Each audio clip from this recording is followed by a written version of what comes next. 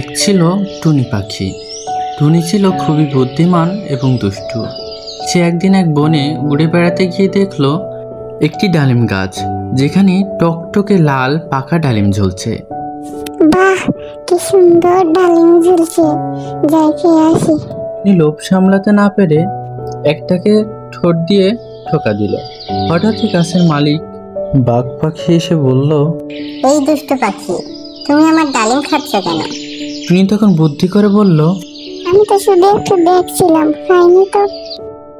আচ্ছা, যদি তুমি আমার ডালিম না খেয়ে থাকো তাহলে একটা গান শোনাও। যদি গান ভালো লাগে তাহলে তোমাকে আমি একটা ডালিম দেব।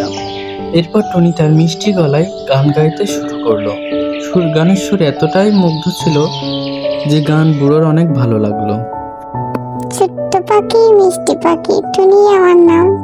খাই দাই বহুল বাজাই, নাই যে কোনো কাম, আহা নাই যে কোনো কাম।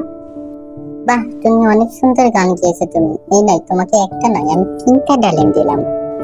এতগুলো ডালিম, তোমাকে অনেক ধন্যবাদ। চলি গো বুড়ো দাদু, পরে আবার দেখা হবে।